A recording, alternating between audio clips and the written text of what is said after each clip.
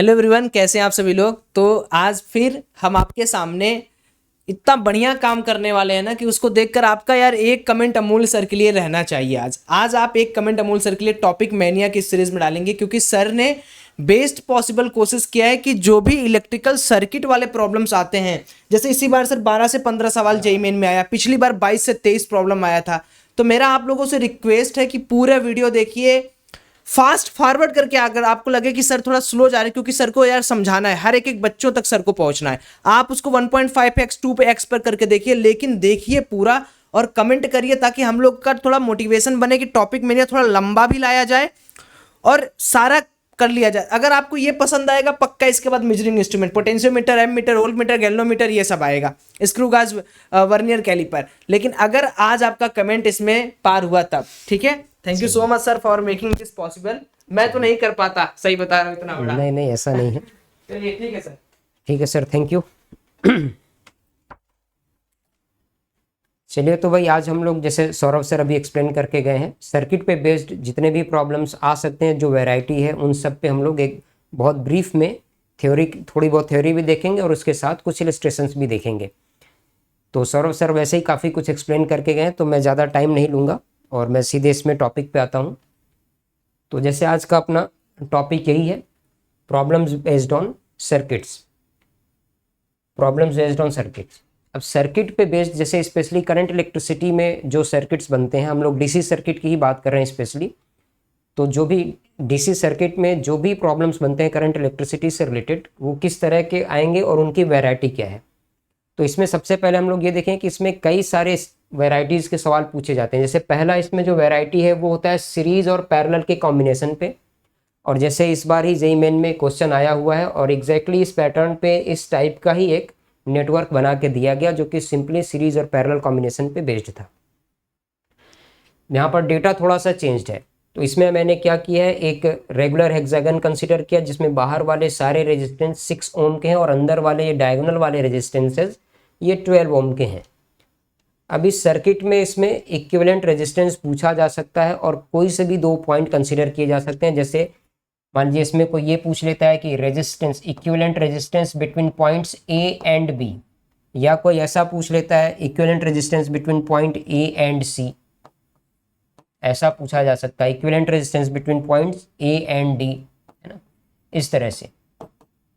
तो ये इस तरह के क्वेश्चन इसमें पूछे जा सकते हैं या पूछा भी गया है इस बार। तो ऐसे प्रॉब्लम्स को सॉल्व करने के लिए सीधी सी बात है, इसमें अब जो जेईई मेन पे इस लेवल पे प्रिपेयर कर रहा है, उसको इसमें किसी थ्योरी की ज़रूरत नहीं है, सीधा सीधा वो सीरीज और पैरेलल की हेल्प से इसको सॉल्व करना था। जैसे अगर हम लोग यहाँ पर कैलकुलेशन देखें, पॉइंट ए और बी के बीच में आर इक्विवेलेंट में फाइंड करना हो तो क्या करेंगे, ए से चलना स्टार्ट करते हैं। यहाँ से ये देखें कि ये 6 ओम का रेजिस्टेंस और ये 6 ओम का रेजिस्टेंस, ये दोनों सीरीज में दिखाई दे रहे हैं। इन दोनों का सीरीज बना लिया जाए तो ये 12 हो जाएगा, और 12 जब 12 के साथ पैरेलल में आएगा तो 12 और 12 का वापस हो जाएगा 6। तो यहाँ से हम लोगों के पास ये वाला जो इक्विवेलेंट है, ये तो कितना मिलेगा 12,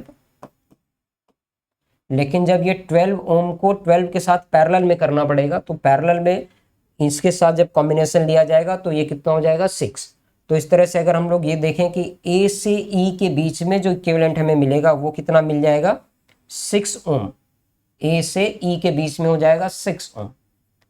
अब ये देखिए कि इस पार्ट में जो भी इक्विवेलेंट रेजिस्टेंस आ चुका है वो इस 6 के साथ सीरीज में हो जाएगा, तो 6 और 6 वापस 12 होगा, इस 12 के साथ फिर से पैरेलल होगा तो रिजल्टेंट 6 आ जाएगा, वापस ये 6 सीरीज में हो जाएगा, तो 6 और 6 12 हो गया, 12 के साथ ये 12 फिर से पैरेलल में है, तो 12 और 12 का 6। अब ये वाला ये वाला 6 और ये वाला 6 वापस पैरेलल कॉम्बिनेशन सीरीज में है, तो 6 + 6 12, और अब फाइनली ये जो 12 होगा वो इस 6 ओम के साथ पैरेलल में आ जाएगा। तो यहाँ पर पैरेलल में 12 और 6 का पैरेलल लिख लेंगे, 12 × 6, तो R equivalent between A and B हम लोग लिख सकते हैं 12 × 6 divided by 12 + 6, that will be equal to 4 ohm. Parallel combination के लिए हमने रिजल्ट यूज किया R1 R2 upon R1 + R2। अगर दो रेजिस्टेंसेज पैरेलल में है R1 और R2, तो उनका इक्विवेलेंट क्या होता है R1 R2 upon R1 + R2। तो ये कैलकुलेशन ए से बी के बीच में हम लोग इस तरह से देख सकते हैं। ऐसे ही अगर बात की जाए ए से सी के बीच में, तो सपोज करिए कि हमें सिर्फ ए से सी के बीच में ही इक्विवेलेंट देखना होता तो क्या करते? तो ए से सी के लिए भी हमें उसी तरह से चलना होगा। यहाँ ए से चलते जाएंगे, 6 + 6 12, 12 और 12 6, फिर 6 और 6 का सीरीज 12, 12 और 12 का पैरेलल 6, ये वाला 6 और ये वाला 6 क्या हो जाएंगे? 12।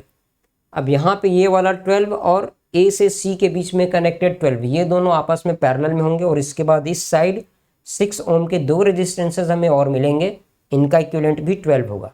तो इस बार क्या होगा, जब ए से सी के बीच में कैलकुलेशन करेंगे तो फाइनली हमें 12 ओम के 3 रेजिस्टेंसेस मिलेंगे जो पैरेलल में होंगे। और 12 ओम के 3 रेजिस्टेंसेस का पैरेलल लेंगे तो वो भी आंसर अपना क्या आएगा? 4 ओम ही आएगा। तो आर ए सी की वैल्यू भी क्या आ जाएगी? 4। इसी तरह से अगर ए से डी के बीच में हम लोग कैलकुलेशन करें तो यहाँ से यहाँ तक आते आते 12 बन जाएगा, और इस साइड से जब आएंगे तो ये भी 12 बनेगा, और ए से डी वाला भी आंसर क्या आएगा? 4 ही आएगा। तो इस तरह से सीरीज और पैरेलल पे बेस्ड इसमें वैरायटी ऑफ क्वेश्चंस बन सकते थे। तो चलिए ये सीरीज और पैरेलल की बात हम लोग करते हैं। अब हम लोग ये देखते हैं कि भाई ठीक है, सीरीज और पैरेलल तो हो गया, लेकिन इसके बाद और किस टाइप के क्वेश्चंस इसमें बनते हैं। तो दूसरी एक वैरायटी इस टाइप की बनती है जिसमें कई बार एक इनफाइनाइट लैडर या इनफाइनाइट नेटवर्क दे दिया जाता है और उस इनफाइनाइट नेटवर्क का रेजिस्टेंस पूछा जाता है, इक्विवेलेंट रेजिस्टेंस। तो ऐसे केस में क्या करते हैं, जैसे मैंने यहाँ पर एक एग्जांपल कंसिडर किया हुआ है। यहाँ पर एक नेटवर्क है इस तरह से, ये पॉइंट है कोई ए, यहाँ पर कोई पॉइंट है बी, ये 1 ओम का रेजिस्टेंस है, इस साइड 2 ओम है, फिर ये 1 है, ये 2 है, ये 1 है, ये 2 है, और इस तरह से हम लोग एक इनफाइनाइट नेटवर्क बना रहे हैं। अब इस इनफाइनाइट नेटवर्क के लिए अगर हमें आर इक्विवेलेंट कैलकुलेट करना हो between points A and B, तो इसको कैसे फाइंड करेंगे? तो इस तरह की प्रॉब्लम्स को सॉल्व करने का तरीका यही होता है कि भाई अगर इनफाइनाइट नेटवर्क का कोई इक्विवेलेंट है x, मैं इसमें क्या सपोज कर लेता हूँ कि भाई इस इनफाइनाइट नेटवर्क का जो इक्विवेलेंट है वो है x। तो अगर इनफाइनाइट नेटवर्क का इक्विवेलेंट x है तो उसके साथ अगर हम लोग ऐसी एक ब्रांच और ऐड कर दें तो उससे इस इक्विवेलेंट पे कोई फर्क नहीं पड़ेगा। इन्फिनिटी में एक ऐड किया जाए या सब्ट्रैक्ट किया जाए, इससे कोई फर्क नहीं पड़ेगा। तो इस तरह के प्रॉब्लम्स को सॉल्व करने के लिए करना क्या होता है, ये जो पहली वाली ब्रांच है इसको एक बार हम लोग छोड़ देते हैं। इसके बाद से जहाँ से ये नेटवर्क रिपीट होना स्टार्ट होता है, अगर हम लोग इस पार्ट को छोड़ दें और यहाँ से वापस देखें तो ये अभी भी हमें इन्फिनिटी तक दिखेगा, हमने एक ब्रांच इसमें से छोड़ दिया। अब ये अगर इन्फिनिटी तक दिख रहा है यहाँ से, तो इसका सीधा सा मतलब ये है कि भाई इस पार्ट का जो इक्विवेलेंट होगा यहाँ से लेके यहाँ तक, ये पूरा इक्विवेलेंट क्या होना चाहिए? x के बराबर। यहाँ से लेके यहाँ तक इक्विवेलेंट x के बराबर होना चाहिए, क्योंकि ये वैसा ही है, इनफाइनाइट तक एक नेटवर्क बना हुआ है। लेकिन अगर इस इनफाइनाइट नेटवर्क के साथ हम लोग इस ब्रांच को इंक्लूड भी कर दें तो भी हमें दोबारा से इक्विवेलेंट क्या मिलना चाहिए? x ही मिलना चाहिए। बस ये इतना ध्यान रखना है, दोबारा से जो इक्विवेलेंट है वो x ही मिलना चाहिए। तो अब इस प्रॉब्लम को सॉल्व करने के लिए हमें सिर्फ इतना ही करना होता है कि यहाँ पर ये वाला जो ब्रांच है 1 और 2, इसके पैरेलल में हम लोग x को जोड़ देंगे, और उसके बाद फिर इस सर्किट से जो भी इक्विवेलेंट है उसको दोबारा x से कंपेयर कर देते हैं और फिर ये प्रॉब्लम सॉल्व हो जाता है। तो इसको देखते हैं कैसे सॉल्व करना है। इसका एक बार सोल्यूशन देख लेते हैं हम लोग।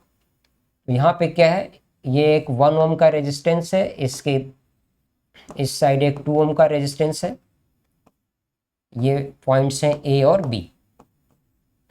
अब इसके साथ में हमारे पास जो इनफाइनाइट तक का नेटवर्क था उसका इक्विवेलेंट हमने क्या मान लिया है? x। और उस इक्विवेलेंट के साथ जब एक ब्रांच हमने और ऐड कर दिया तो वापस से हमें इस सिस्टम का इक्विवेलेंट क्या मिलना चाहिए? x। तो अब इसमें अगर हम लोग कैलकुलेशन देखें तो ये x और 2 आपस में पैरेलल में है, तो इन दोनों का पैरेलल कॉम्बिनेशन ले लेते हैं 2 और x का। तो हमें पैरेलल कॉम्बिनेशन से क्या मिलेगा? r1 into r2 upon r1 plus r2, ये वैल्यू मिल जाएगी। अब ये तो इन दोनों का पैरेलल कॉम्बिनेशन हो गया, लेकिन इसके साथ ये 1 क्या है? सीरीज में है, तो 1 को हम लोग इसमें सीरीज में और ऐड कर देते हैं, और इसके बाद फाइनली हमें क्या मिलना चाहिए? x।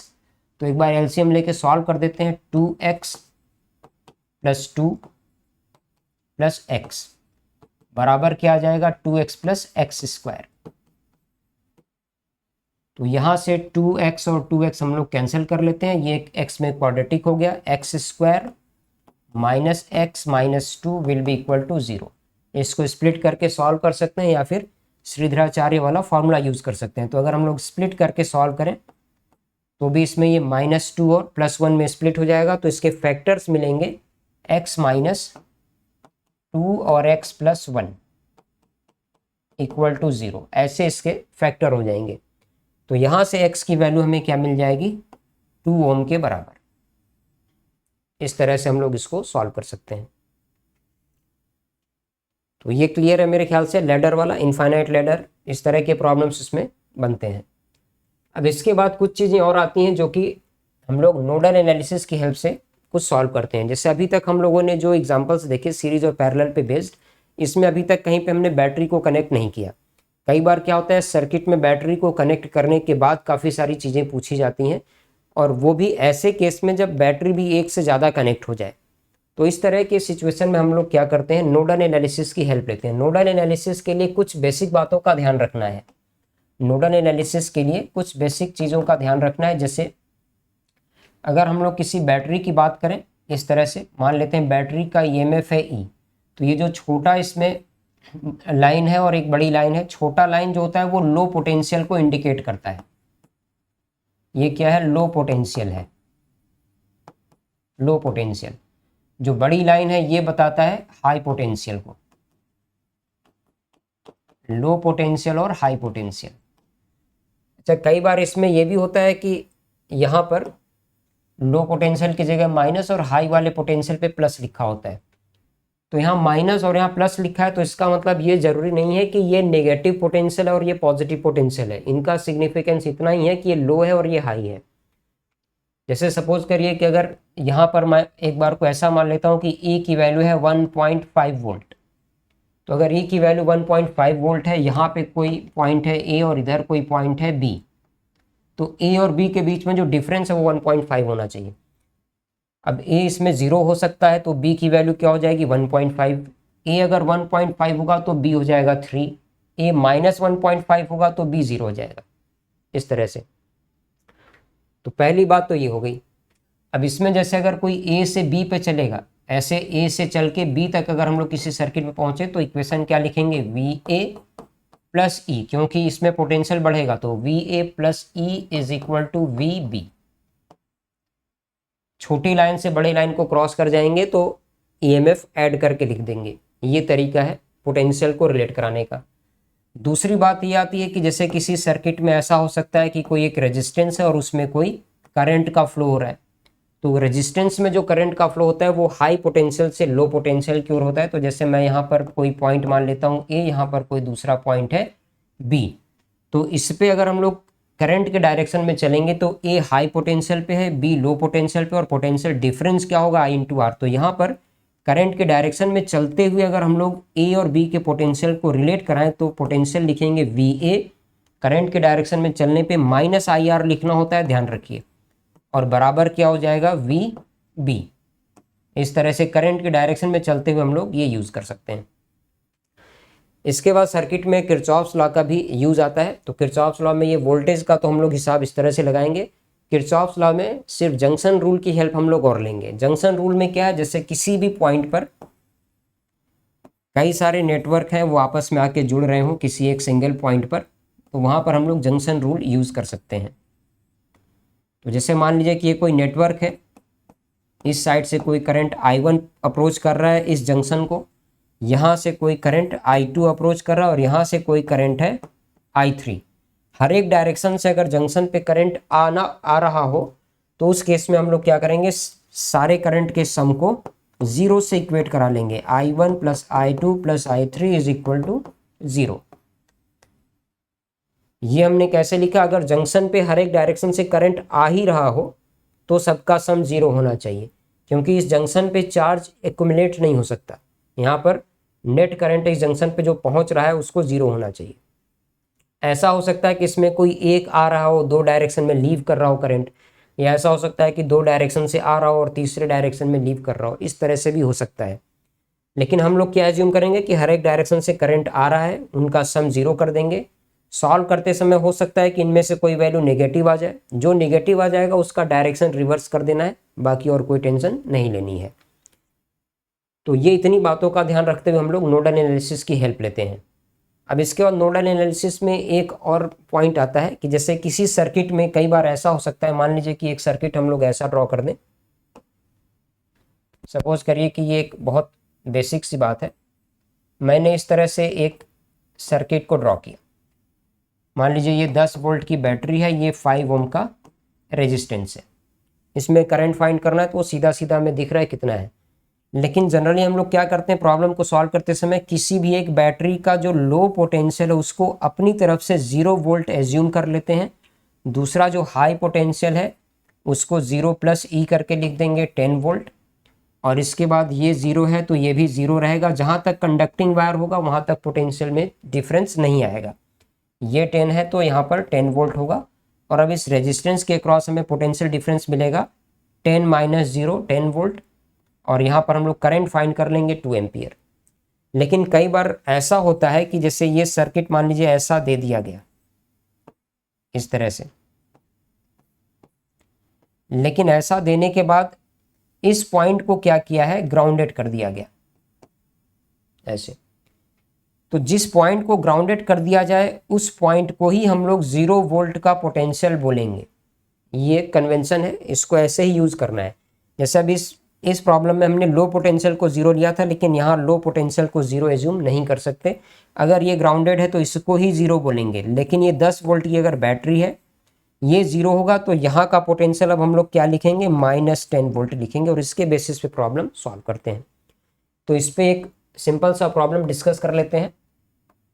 इस तरह के प्रॉब्लम आप लोगों ने पहले भी सॉल्व किए होंगे, एक वापस सॉल्व कर लेते हैं। जैसे मान लीजिए यहाँ पर कोई पॉइंट है V1 पोटेंशियल पे, ये कोई पॉइंट है V2 पोटेंशियल पे, ये कोई पॉइंट है V3 पोटेंशियल पे, ये रेजिस्टेंस है R1, ये रेजिस्टेंस है R2, ये रेजिस्टेंस है R3, और इस जंक्शन का पोटेंशियल क्या होगा ये इसमें हमसे पूछा जा रहा है।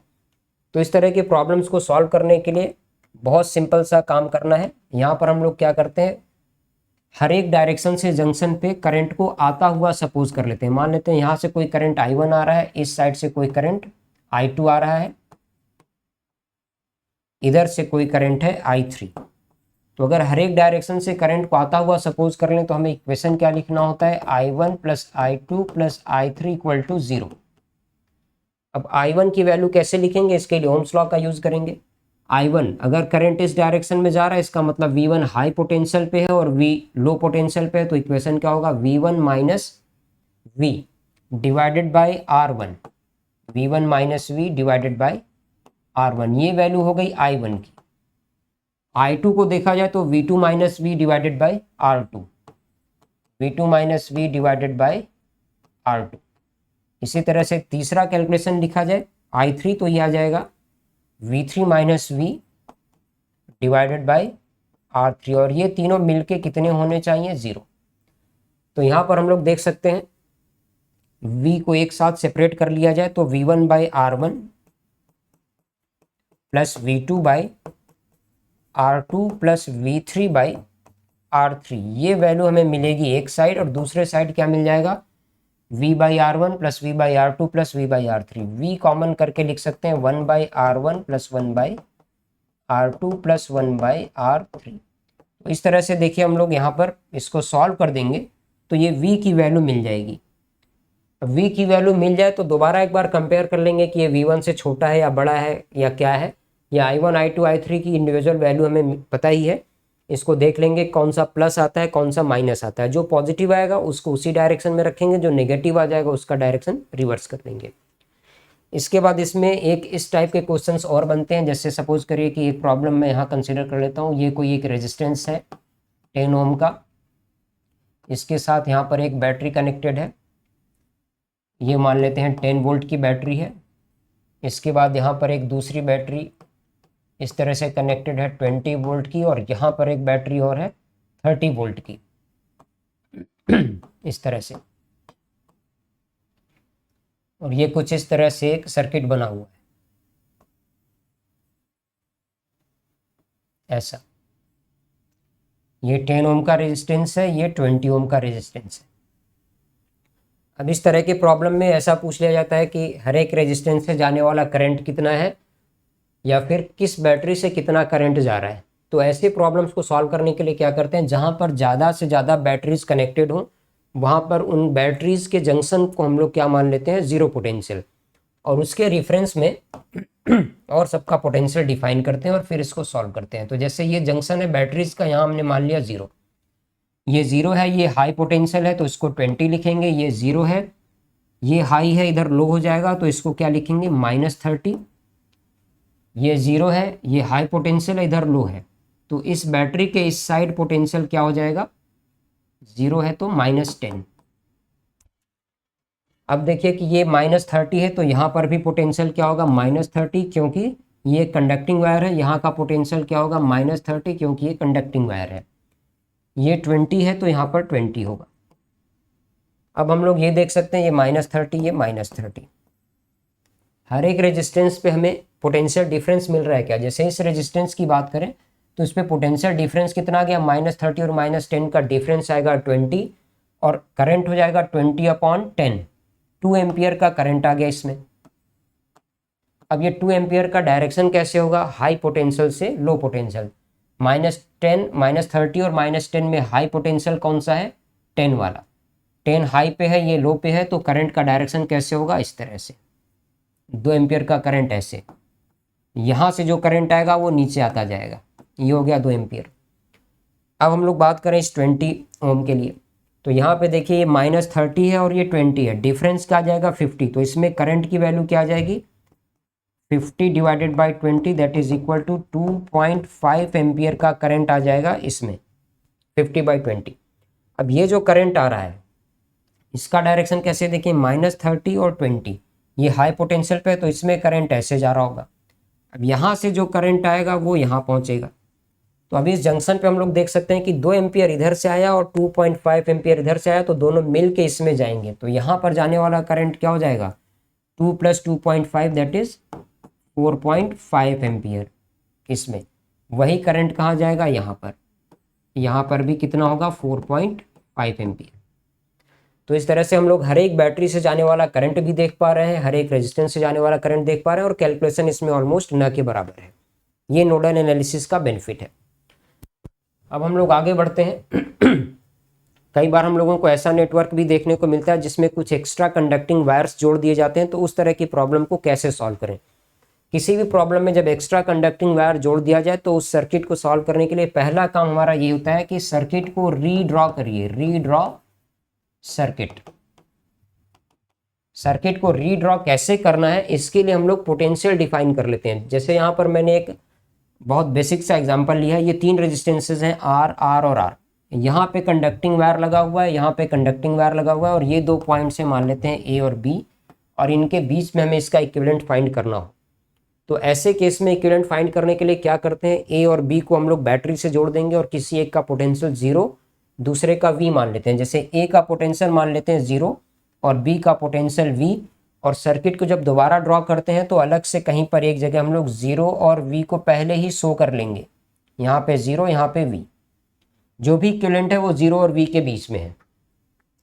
अब इसके बाद हम लोग ये देखते हैं कि कौन सा रेजिस्टेंस किस तरह से कनेक्टेड है और कंडक्टिंग वायर पे पोटेंशियल में कोई चेंज नहीं आएगा। जैसे ये 0 पोटेंशियल पर है तो यहाँ पे भी 0 होगा पोटेंशियल, यहाँ पे भी 0 होगा और यहाँ पे भी 0 होगा। इसी तरह से अगर ये V पोटेंशियल पर है तो ये V पे आ जाएगा, ये पोटेंशियल होगा V, ये पोटेंशियल होगा V।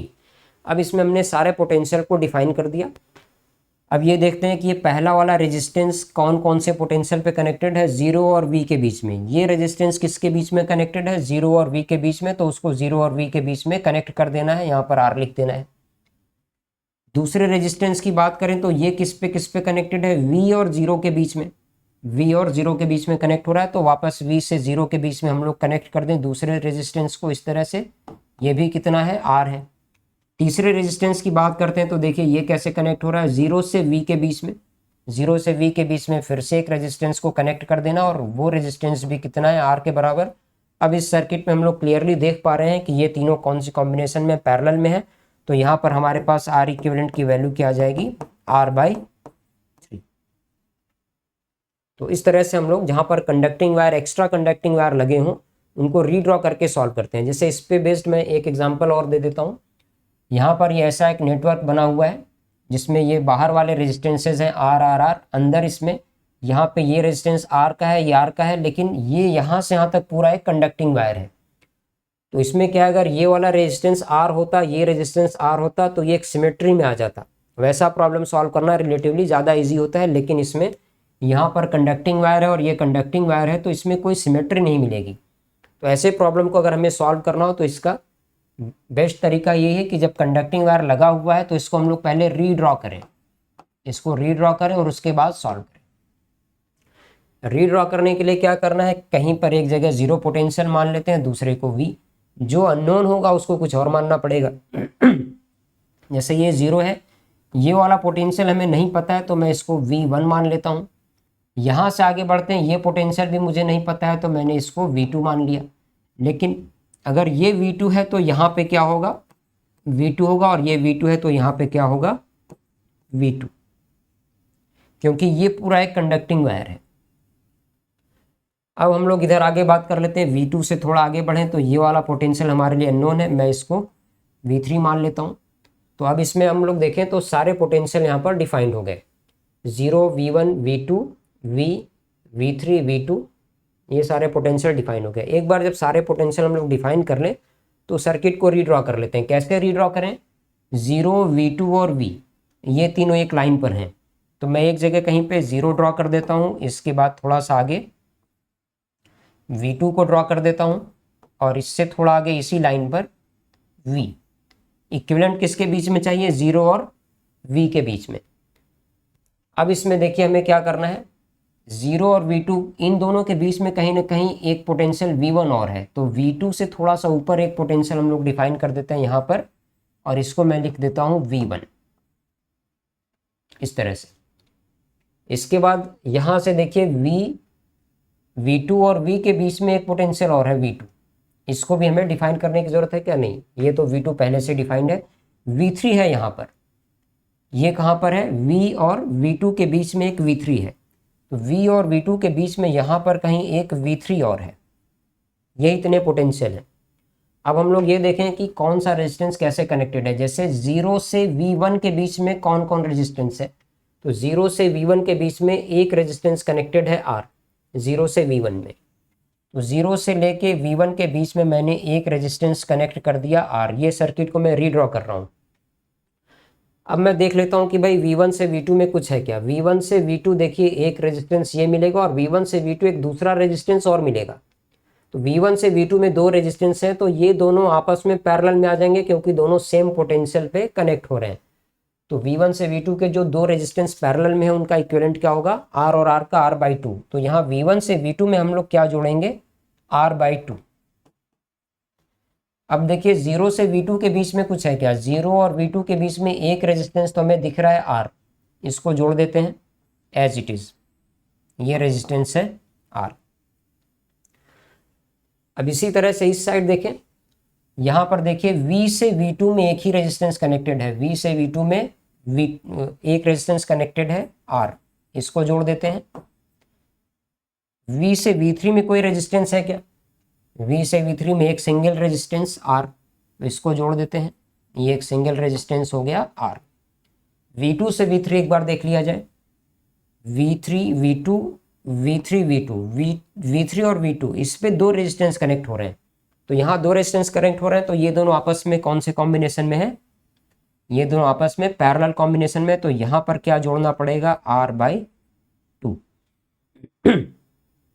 अब इसको देख सकते हैं 0 से V में हमें इक्विवेलेंट चाहिए, तो ये एक सीरीज और पैरेलल कॉम्बिनेशन का एक सवाल बन के रह गया। इन दोनों का सीरीज, इसके साथ पैरेलल, और जितना यहाँ आएगा उतना ही यहाँ आएगा, और फिर दोनों आपस में किस में हो जाएंगे, सीरीज में। तो इस सर्किट का अगर हम लोग इक्विवेलेंट बनाना चाहें तो इन दोनों का पहले क्या कर लेंगे, सीरीज, R और R/2 का क्या हो जाएगा, 3R/2। उसके साथ R का पैरेलल, तो R का अगर पैरेलल ले लिया जाए तो वैल्यू क्या लिखेंगे, 3R/2 into R divided by 3R/2 plus R। तो अगर इसको सॉल्व करें तो ये वैल्यू क्या आ जाएगी, 3R²/5R, 3R/5 यहाँ पर आ गया। इसी तरह से इधर से देखें तो यहाँ से भी हमें क्या मिल जाएगा, R और R/2 3R/2 हो गया, और R के साथ पैरेलल लिखेंगे तो R इंटू 3R/2 अपॉन, यही कैलकुलेशन वापस मिलेगा। तो उधर भी कितना आ जाएगा 3R/5।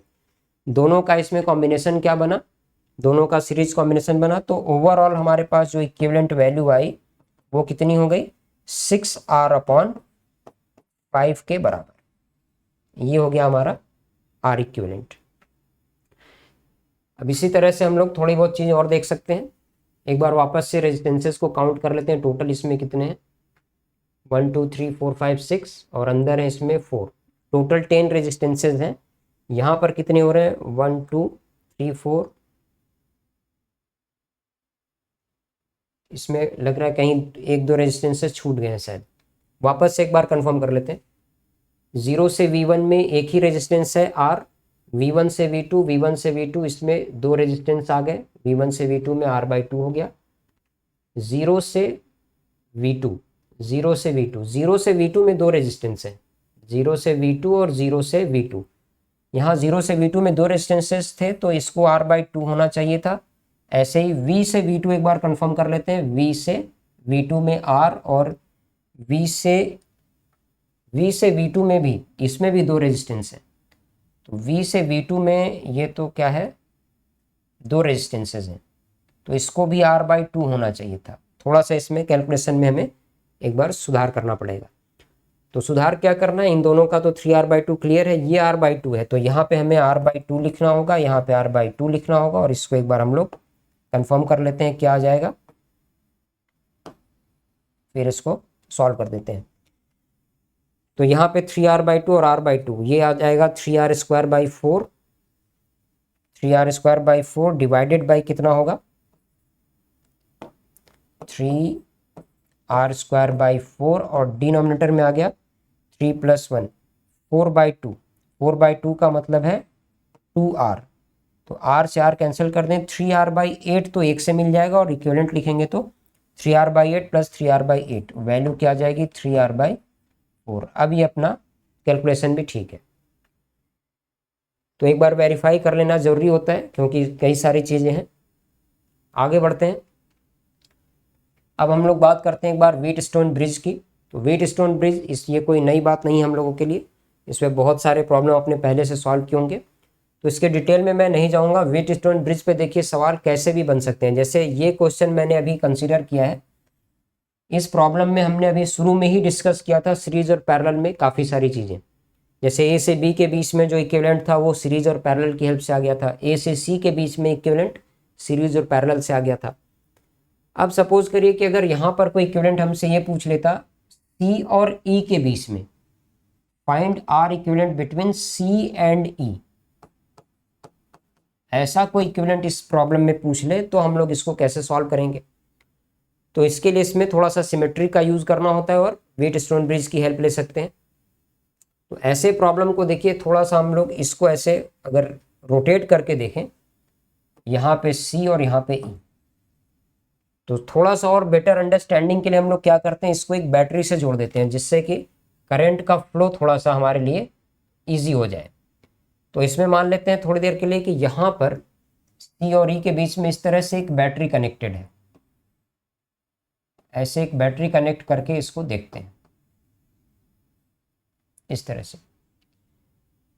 तो अगर इस साइड से हम लोग देखें तो यहाँ से जो भी करंट आने वाला है, पॉजिटिव साइड से जो भी इसमें करंट आएगा, यहाँ से ये वाला नेटवर्क, ये वाला नेटवर्क और ये वाला, और जब इधर से लौट रहा हो तो यहाँ से लौटेगा, यहाँ से लौटेगा और यहाँ से लौटेगा।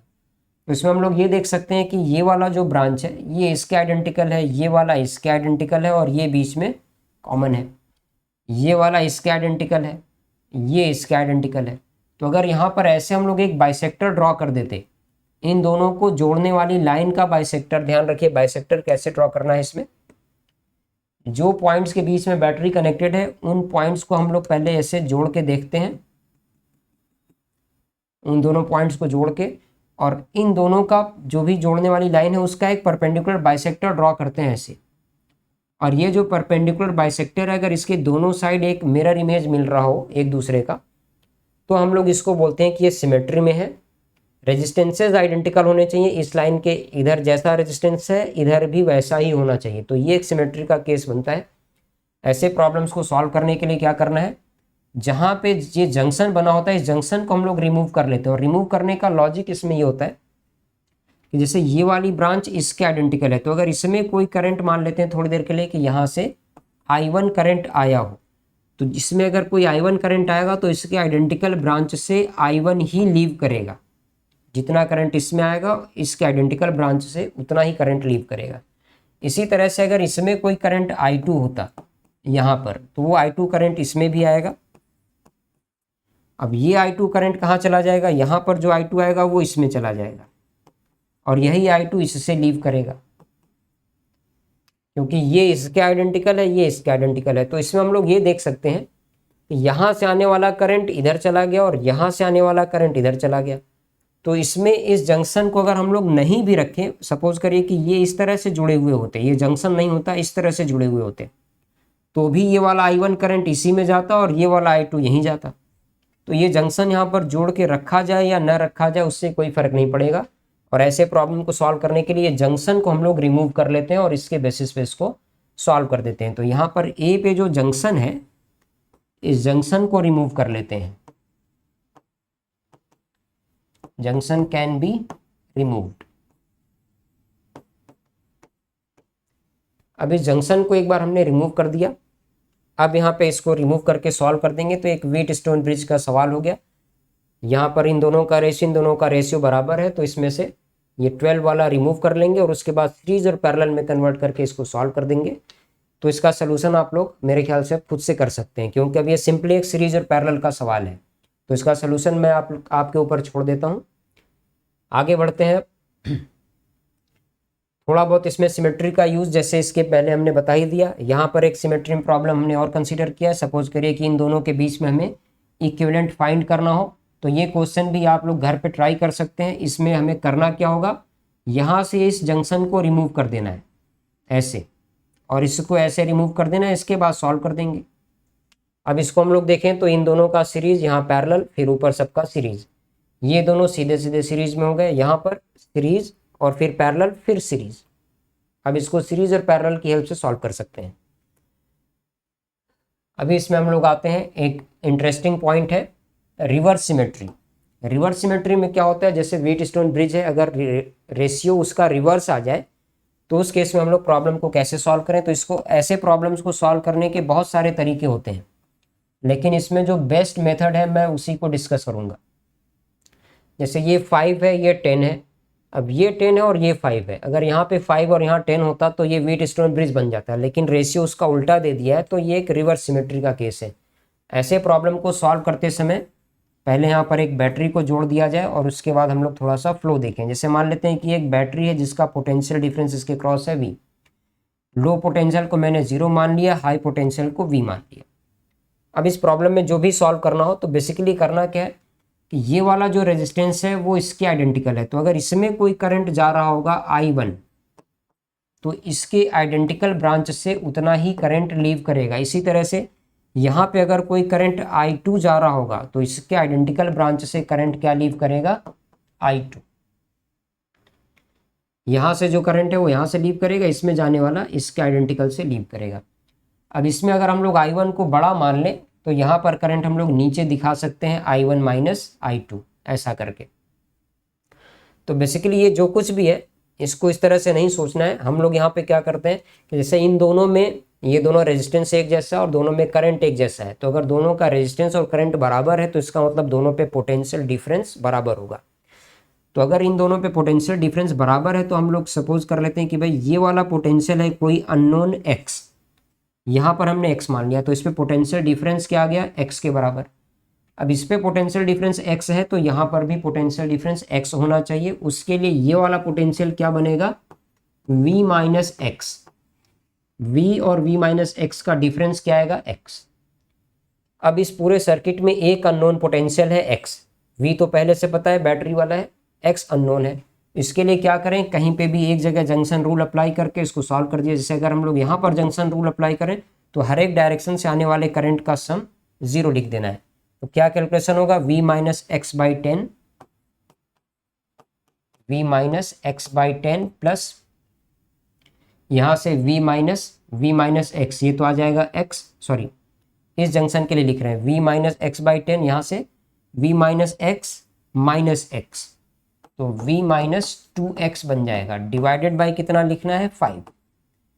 इसके बाद क्या होगा, यहाँ कैलकुलेशन जो भी देखना है, इधर से आने वाला current 0 minus x divided by 5, 0 minus x divided by 5, और ये तीनों मिलके भी क्या हो जाने चाहिए 0। तो अब यहाँ पर हम लोग देख सकते हैं, अगर इसको सॉल्व किया जाए तो v बाई 10, v बाई 5 और इनको जोड़ लें और इसके बाद x को सेपरेट करके सॉल्व कर दें। तो यहाँ से x की वैल्यू देख लेते हैं कितनी आएगी। इन तीनों का एलसीएम 10 होगा, तो एक बार 10 बना लेते हैं। ऊपर यहाँ पे 2 और नीचे 2 मल्टीप्लाई कर दिया जाए, यहाँ पे भी 2 और 2 मल्टीप्लाई कर दिया जाए, सबका एलसीएम 10 हो गया, कॉमन होके कैंसिल हो जाएगा। अगला स्टेप क्या होगा अपना, v और v, ये यहाँ पे v मिलेगा, यहाँ पे 2v मिलेगा, तो 2v और v मिलके हो गए 3v। इसके बाद x कितना हो जाएगा 1 + 4 और यहाँ पे 2, 1 + 4 + 2, तो ये वैल्यू आ जाएगी 7, 1 + 2 + 4 7x। इससे v की वैल्यू क्या आ गई, x की वैल्यू आ जाएगी, x की वैल्यू 3v/7, 3v/7 ये हो गया x कैलकुलेट हो गया। तो अब हम लोग इसमें जो कुछ भी बताना चाहे बता सकते हैं, जैसे कोई इसमें करंट पूछ ले, या इसमें करंट पूछ ले, या इधर पूछ ले, या इस सर्किट का इक्विवेलेंट पूछ लिया जाए, तो सारी चीज़ें यहाँ पर बताई जा सकती हैं। जैसे इस सर्किट का इक्विवेलेंट बताना हो तो हम लोग इसकी हेल्प से इक्विवेलेंट भी बता सकते हैं। क्या करना होगा, उसके लिए I1 और I2 की वैल्यू फाइंड करनी होगी। I1 कितना आया था x/5, तो अगर हम लोग यहाँ से I1 की वैल्यू लिखें, I1 है x डिवाइडेड बाई 5, तो x डिवाइडेड बाई 5 क्या हो जाएगा 3v/35, 3v/35 ये वैल्यू हो गई I1 की। I2 कैलकुलेट किया जाए तो क्या होगा v minus x divided by 10, I2 की वैल्यू क्या है v minus x divided by 10, simplify कर लेते हैं, v माइनस एक्स होगा 4v/7 और उसको 10 से डिवाइड कर दिया जाए तो 70। टोटल करंट जो बैटरी से जाएगा वो क्या होगा I1 + I2, तो टोटल करंट अगर हम लोग बैटरी से I लिखें तो ये I1 + I2 हो जाएगा, और इसकी वैल्यू कितनी आ जाएगी, यहाँ पे आएगा 4 और 4v, और इसका डबल कर दिया जाए तो 6v/70, तो 4 और 6 10v/70, या फिर हम लोग लिख सकते हैं v/7 एम्पियर। तो करंट जो बैटरी से आया वो कितना है v/7, और बैटरी से जाने वाला करंट v/R इक्विवेलेंट भी तो होता है ना, तो R इक्विवेलेंट की वैल्यू क्या आ गई 7 ओम। इस प्रॉब्लम में R इक्विवेलेंट की वैल्यू हम लोग लिख सकते हैं 7 ओम। किसी भी ब्रांच में करंट बताना हो तो भी इसको यूज कर सकते हैं। अब एक इसमें पॉइंट और रह जाता है, जैसे सपोज करिए कि ये जो प्रॉब्लम था इसमें हमसे सिर्फ और सिर्फ इक्विवेलेंट ही पूछा होता, किसी ब्रांच में करंट नहीं पूछा हो, तो वैसे केस में हम लोग एक कंसेप्ट और यूज कर लेते हैं जिसको बोलते हैं delta two star transformation. Delta और स्टार ट्रांसफॉर्मेशन में क्या है कि अगर किसी नेटवर्क में हमें ऐसा डेल्टा वाला सिंबल मिल जाए, इस तरह से मान लीजिए किसी नेटवर्क में ऐसे एक डेल्टा का सिंबल है, R1 R2 और R3 ये 3 रेजिस्टेंसेस कनेक्टेड हैं, तो जहां पर ये रेजिस्टेंसेस कनेक्टेड होते हैं वहां से इन तीनों को रिमूव कर लेते हैं और इन 3 की जगह पे 3 दूसरे रेजिस्टेंस हम लोग कनेक्ट करते हैं। उनको कैसे कनेक्ट करते हैं, तो यहाँ पर हम लोग क्या करेंगे, जैसे R1 और R2 के बीच में एक नया रेजिस्टेंस जोड़ देंगे R12, इसी तरह से 1 और 3 के बीच में नया रेजिस्टेंस जोड़ते हैं R13, 2 और 3 के बीच में नया रेजिस्टेंस जोड़ देंगे R23, इस तरह से, और वहां से डेल्टा को हटा के स्टार में कन्वर्ट कर देंगे। जैसे ये वाला जो फॉर्म है वो डेल्टा है और अंदर जो बन रहा है वो स्टार है। तो अब इसमें R1 R2 और R12 R13 इनकी वैल्यूज हमें फाइंड और करनी होंगी, तो इनके लिए क्या करते हैं, जैसे अगर हमें R12 की वैल्यू लिखनी हो तो ये वैल्यू होती है R1 multiplied by R2 divided by R1 + R2 + R3। इसी तरह से R13 और R23 भी हम लोग लिख सकते हैं। तो अब इसका बेनिफिट क्या है, जैसे सपोज करिए कि इस प्रॉब्लम में हमसे सिर्फ और सिर्फ इतना ही पूछा जाता है कि भाई इसका इक्विवेलेंट बताइए, तो वहाँ पर हम लोग क्या करते, इस इसमें एक डेल्टा वाला इसमें जो फॉर्म हमें दिख रहा है उसको स्टार से रिप्लेस करके सॉल्व कर देते ऐसे। इसके लिए हमें क्या करना होगा, ये रेजिस्टेंसेस फाइंड करने पड़ेंगे। तो जैसे ये 5 है, ये 5 है, ये 10 है, तो 5 और 5 के बीच में रेजिस्टेंस क्या आएगा, 5 × 5/20, इन तीनों का सम है 20। तो इसका अगर हम लोग एक नया नेटवर्क बनाए तो वो हमें ऐसे दिखेगा। पहले इधर स्टार बनाएंगे और उसके बाद उस साइड 2 रेजिस्टेंसेस और जोड़ देंगे, तो ये नया नेटवर्क हमें इस तरह से दिखाई देगा ऐसे, इस तरह से। अब ये सीरीज और पैरेलल का एक क्वेश्चन हो गया, इसके बेसिस पे इसको सॉल्व कर सकते हैं इजीली। लेकिन ये स्टार वाले रेजिस्टेंसेस क्या क्या है वो लिखने होंगे। जैसे इस रेजिस्टेंस की वैल्यू क्या आएगी, 5 × 10 डिवाइडेड बाई 20, तो 5 × 10 डिवाइडेड बाई 20, 50/20 5/2 या फिर 2.5। यहाँ पर देखिए 5 × 5/20 ये आएगा 1.25, ये वाला क्या आएगा 1.25। यहाँ पर देखिए कितना है 10 और यहाँ पे है 5। तो अब क्या करना है, इन दोनों का सीरीज 11.25, इन दोनों का सीरीज, यहाँ नीचे 1.25 भी है, ये 2.5 आएगा, 2.5। तो यहाँ पे क्या है 2.5, 11.5, इन दोनों का सीरीज क्या होगा 7.5 होगा। अब हमें क्या करना है, इनका इक्विवेलेंट ले लेना है, तो R1 R2/R1 + R2 कैलकुलेट कर दीजिए। 11.25 मल्टीप्लाइड बाई 7.5 डिवाइडेड बाई दोनों का सम 11.25 प्लस 7.5। तो ये 2.5 से सारे ही कैंसिल हो जाएंगे, डिविजिबल दिख रहे हैं। तो जैसे अगर हम लोग 2.5 से इसको डिवाइड कर दें तो ये हो गया 3, 2.5 से ये डिवाइड होगा 3, 2.5 से अगर इसको डिवाइड किया जाए तो 2.5 से डिवाइड करने पे ये कितना आ जाएगा 20 समथिंग। एक बार डिवाइड ही कर लेते हैं, 2.5, तो 2.5 से डिवाइड करें, ये वाली वैल्यू बेसिकली क्या है 45/4 और यहाँ हमने लिख दिया 2.5, तो ये 10 हो गया 4.5, यहाँ पर आ गया 4.5। तो ये वैल्यू क्या हो गई 11.25 multiplied by 3, 11.25 multiplied by 3 divided by 3 और 4.5 मिलके हो गया 7.5। ये दोबारा 3 से डिवाइड हो जाएगा 2.5, 2.5 से ये फिर से डिवाइड हो जाएगा और वैल्यू कितनी आ जाएगी 4.5 के बराबर। तो ये पैरेलल कॉम्बिनेशन हमें मिल गया है 4.5, इन चारों का इक्विवेलेंट आ गया 4.5 और ये 2.5 ऑलरेडी है।